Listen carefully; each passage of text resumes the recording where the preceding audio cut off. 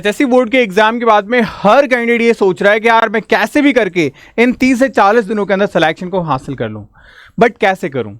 मुझे कोई सही प्लेटफॉर्म नहीं मिल पा रहा। अगर प्लेटफॉर्म मिल पा रहा है तो सही गाइडेंस नहीं मिल पा रही कि मुझे क्या करना चाहिए, क्योंकि प्रैक्टिकली पॉसिबल ही नहीं है कि आप इंटायर सिलेबस को 30 दिन में खत्म करें, क्योंकि हमारे पास में 2 एडिशनल सब्जेक्ट्स आ जाते हैं यार। कौन कौन से? नर्सिंग एप्टीट्यूड और इंग्लिश।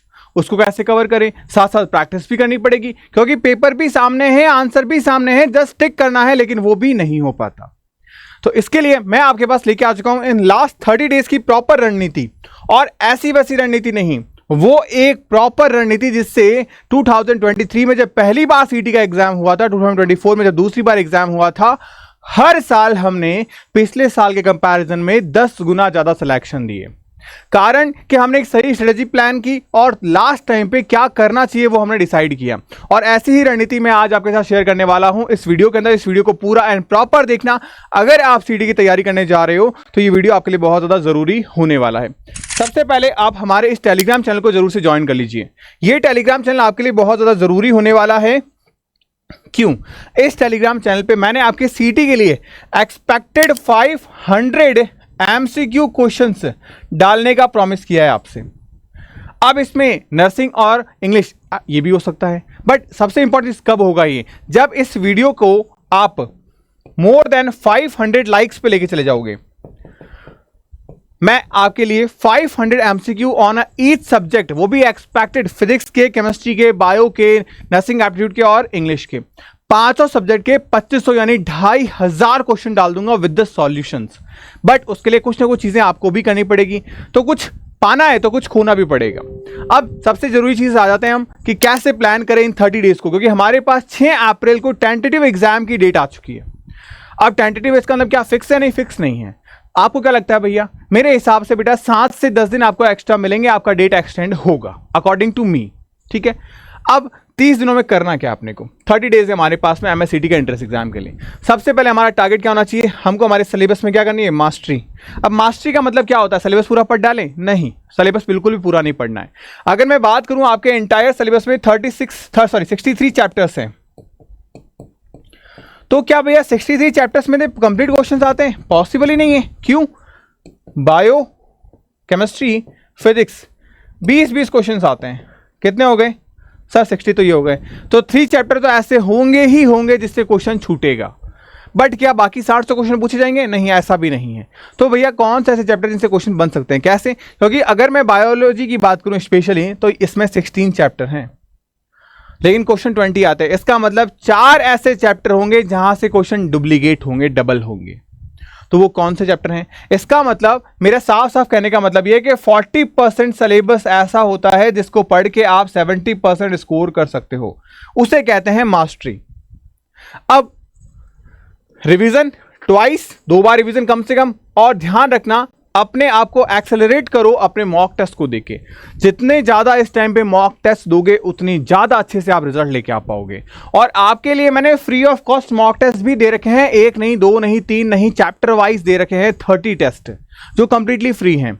और साथ ही साथ में एक गारंटेड बैच मैंने स्टार्ट किया है। अगर आप उस बैच को ज्वाइन करके 80+ स्कोर नहीं कर पाते हो तो आपकी पूरी की पूरी इंटायर फीस जो है वो आपको रिफंड कर दी जाएगी। बट सबसे जरूरी कंडीशन, फीस उन्हीं को रिफंड की जाएगी जो सच में पढ़े हैं। अब सच में कैसे पढ़े, मुझे कैसे पता चलेगा? वो एप्लीकेशन के अंदर हमने एक सिस्टम डाल रखा है कि आप 80% सिलेबस को कवर करते हो, यानी कि जो लेक्चर्स आपको दिए गए हैं उनमें से 80% आपकी व्यूअरशिप आती है। जो टेस्ट आपको दिए गए हैं उसमें से 90 टेस्ट आप अटेम्प्ट करते हो, तब जाके आपकी रिफंड पॉलिसी आपको क्लेम कर पाओगे आप, अगर आप 85% से नीचे स्कोर करते हो। यानी कि मेरी गारंटी है कि आप सिलेक्शन ले जाओगे, या फिर कम से कम 85% तो जरूर लेके आओगे, लेकिन तब जब आपने कंप्लीट इंटायर सिलेबस को पढ़ा है अकॉर्डिंग टू मी। अब मेन चीज क्या हो गई? डेली, ज्यादा नहीं, 6 से 8 घंटे पढ़ना है आपको। अगर मैं हर सब्जेक्ट को भी डिवाइड करूँ ना तो मुश्किल से 1.5 घंटा निकल के आ पा रहा है हर सब्जेक्ट का। 1.5 घंटा आपने दिया तो सिलेक्शन मैं निकाल के दे दूंगा। अब मैं इस गारंटी के साथ मैं इसलिए बोल पा रहा हूं, और सोचोगे 100% रिफंड क्यों कर रहा हूं मैं फीस? क्योंकि मुझे भरोसा है मेरे बच्चों पे, और मेरे बच्चों को भरोसा है मेरे कंटेंट पे कि हम दोनों मिलकर आपका सिलेक्शन करवा सकते हैं। ये ध्यान रखिएगा। कोर कॉन्सेप्ट्स को क्लियर करो आप, और अपनी स्पीड और एक्यूरेसी को लेके आओ अपने मॉक टेस्ट को देके बार बार। Practice make a man perfect. आपको एक चीज सुनाता हूं, ब्रूस ली को आप जानते हो, नहीं जानते हो तो जान जाओगे। एक एथलीट, एक रेसलर थे वो, तो उन्होंने एक स्टेटमेंट दिया था कि मुझे उस इंसान से बिल्कुल भी डर नहीं लगता जिसको 10,000 पंच मारना आता है, क्योंकि मुझे तो 100 पंच मारने आते हैं। तो मुझे उस इंसान से डर नहीं लगता जिसको अलग अलग वैरायटी के 10,000 पंच मारने आते हैं। मुझे उस इंसान से डर लगता है जिसको एक ही पंच मारना आता है, लेकिन उस इकलौते पंच को उसने 10,000 बार प्रैक्टिस कर रखी हो, क्योंकि उतनी प्रैक्टिस तो मैंने भी नहीं की है, तो वो उसमें मुझसे ज्यादा परफेक्ट है, और अगर उसने वो वार किया तो मैं मर जाऊंगा।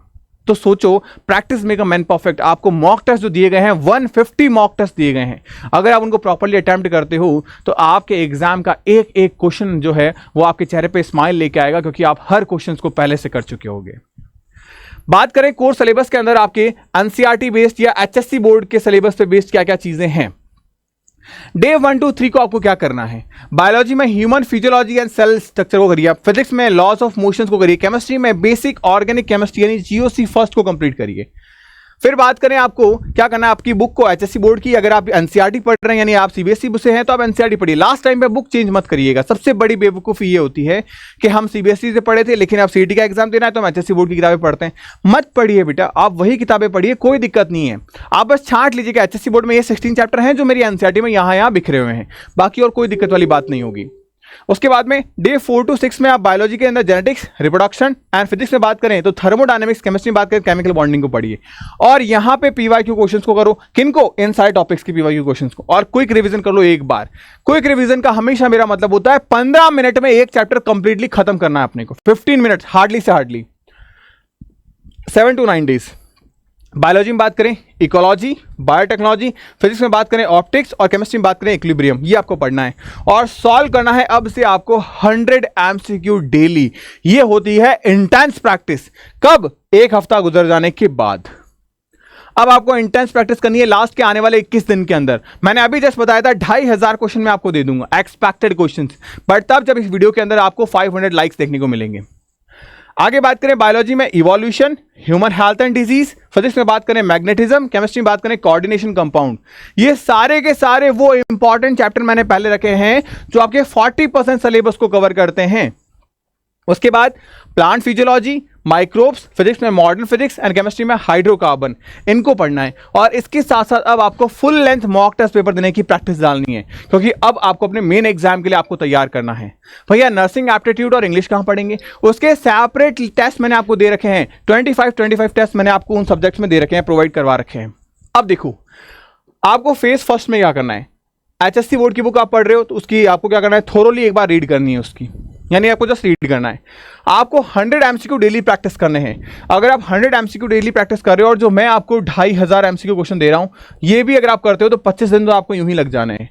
बट सिर्फ इनको नहीं करना है, ये मैं सिर्फ आपको एक्सपेक्टेड इसलिए दे रहा हूं ताकि आपको रीड करना है। मैंने इसका सॉल्यूशन भी आपको दूंगा, तो आपको जस्ट रीड करना है और कोशिश ये करनी है कि आप डेली बेसिस पे कम से कम 500 क्वेश्चंस को रीड कर लो, जस्ट रीड कर लो।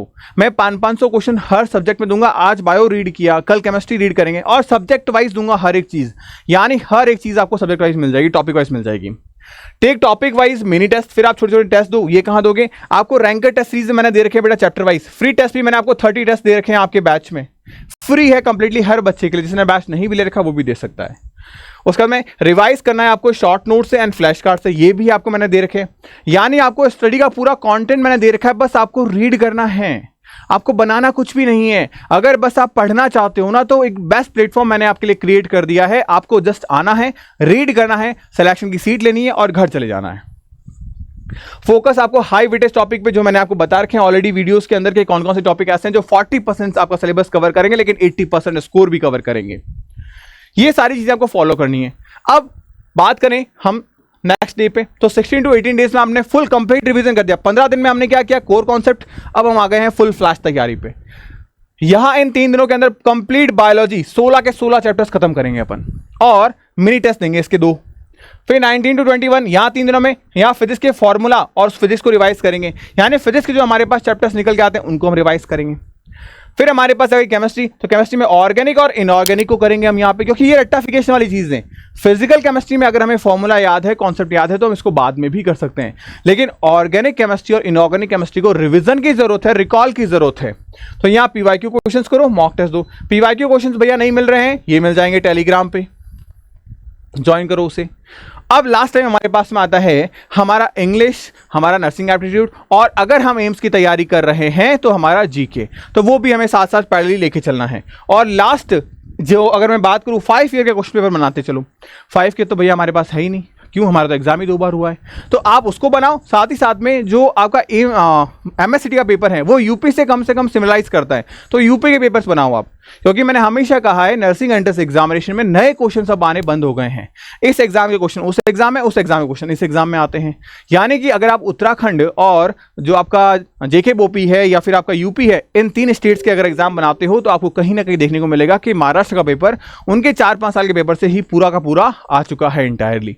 तो ये एक बेस्ट तरीका है पीवाईक्यू पेपर से, क्योंकि अगर आपने ये तरीके किए तो डेफिनेटली आप बहुत अच्छा स्कोर कर जाओगे। फेज 2 में हमने क्या कहा, कंप्लीटली इंटायर HSC बोर्ड के सिलेबस को एक बार रिवाइज कर लिया। अब हमको यहाँ पे प्रैक्टिस बढ़ानी है। जो 100 क्वेश्चंस कर रहे थे अब 100 और ऐड कर दो, उसमें 200 क्वेश्चंस की प्रैक्टिस अब डेली करनी पड़ेगी। और कोई बहुत बड़ी बात नहीं, इसको डिवाइड कर दो भाई, 100 क्वेश्चन मैं करूंगी फिजिक्स में, 50 क्वेश्चंस करूंगा केमिस्ट्री में, और 50 क्वेश्चन करूंगा बायोलॉजी में। तो इस तरीके से आप चीज़ों को डिवाइड कर दो, या इसको बायो में करो, इसको केमिस्ट्री में करो, इसको फिजिक्स में करो। जो सब्जेक्ट आपका ईजी लगता है उसमें क्वेश्चन ज़्यादा कर लो, बाकी जो सब्जेक्ट आपको लगता है यार थोड़ा थोड़ा आता है तो 50-50 करो, बट करो ज़रूर, ये ज़रूरी है आपके लिए। अल्टरनेट डेज पे मॉक टेस्ट दो। अल्टरनेट डेज का मतलब क्या हो गया कि आज मंडे है, आज टेस्ट दिया तो कल नहीं दूंगा, परसों दूंगा, परसों दिया है फिर नरसों नहीं दूंगा, उससे आगे वाले दिन दूंगा। तो हर हफ्ते 7 में से 3 तो वीकेंड बना लो और 4 दिन आप मॉक टेस्ट दे दो। ऐसा उल्टा मत करना कि सर 3 तो टेस्ट देंगे 4 छुट्टी बना लेंगे, नहीं, ठीक उल्टा करना, 3 छुट्टी 4 टेस्ट करना अल्टरनेट डेज पे। उसके बाद में आप आइडेंटिफाई करो कि इन टेस्ट को देने पे कौन से सब्जेक्ट में वीक रह गए, कौन से टॉपिक में वीक रह गए, उनको उठाओ। और जो क्रैश कोर्स में उन चैप्टर्स को कंप्लीट कराया गया है 3 आवर के अंदर, 3 आवर में इंटायर चैप्टर आपका कंप्लीट हो जाएगा, उसको कंप्लीट कर लो। तो हमारे वीक एरिया हमने क्या कर लिया, स्ट्रांग कर लिया, फिर इसका टेस्ट लगा लिया। तो धीरे धीरे हम हमारी कमजोरियों को दूर करते चले गए और इसी से हमारे मार्क्स में क्या होगा, इंप्रूवमेंट देखने को मिलेगा। आगे अगर मैं बात करूं तो यहां पे देखो, अब मॉक टेस्ट हमने इंटेंस प्रैक्टिस की थी, अब मॉक टेस्ट की फुल सिलेबस, यहां 3 आवर टेस्ट की प्रैक्टिस करो कंप्लीटली। फिर अपनी गलतियों को देखो, यहां कुछ नया नहीं पढ़ना है, यहां आप जो टेस्ट दिया उस टेस्ट में गलतियां क्या हुई उसके एनालिसिस करो, क्योंकि अगर ये नहीं किया तो इन सेम गलतियों को हम हमारे एग्जाम में दोबारा रिपीट करेंगे, तो हमारे इस इतनी की गई मेहनत का कोई मतलब नहीं है। अगर हमने हमारी गलतियों को नहीं देखा तो कोई सेंस नहीं हमारे मॉक टेस्ट बनाने का, 200 क्वेश्चंस बनाने का। अपने वीक टॉपिक को देखा, उसको रिवाइज किया, अब रिवीजन करके इसके टॉपिक वाइज टेस्ट दे दिए, अपने मिस्टेक्स को रिव्यू करो और उसको वापस से रीअरेंज कर दो। लास्ट 30 डेज पे आपको क्या करना है, अब आपको लास्ट मिनट रिवाइज करना है। लास्ट मिनट रिवाइज क्या करना, सबसे बड़ी बात, अब आपको रिवीजन कैसे करना है, आप रिवीजन करिए, जो मैं एक्सपेक्टेड क्वेश्चंस आपको दे रहा हूं उसको रिवाइज कर लो। क्यों, क्योंकि वो एक्सपेक्टेड क्वेश्चंस आपके हर टॉपिक से होंगे। और ध्यान रखना, थोड़ा सा लॉजिकली सोचना बेटा, 60 क्वेश्चंस आ रहे हैं, 63 चैप्टर्स हैं आपके पास, इसका मतलब हर एक चैप्टर से अप्रॉक्सीमेट एक क्वेश्चन आएगा। तो अगर किसी एग्जामिनर या आपको ही मैं बोल दूं कि एक क्वेश्चन मुझसे पूछो उस चैप्टर में, तो आप क्या करोगे, आप उस चैप्टर का बेहतरीन कॉन्सेप्ट और उस बेहतरीन कॉन्सेप्ट का बेहतरीन क्वेश्चन मुझसे पूछोगे। सेम चीज हमको भी यही करनी है, उस चैप्टर का बेहतरीन कॉन्सेप्ट कौन सा है और 5 कॉन्सेप्ट निकाल लो।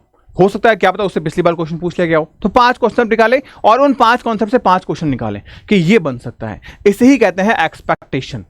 तो अगर आप ये चीज करो लास्ट टाइम पे, तो ये बेहतरीन रिजल्ट आपको निकाल के दे देगी, क्योंकि वही आपका एग्जामिनर जो पूछेगा आपसे। तो आप एग्जामिनर की सोच को पढ़ लोगे तो आपका एग्जाम बहुत अच्छा हो जाएगा।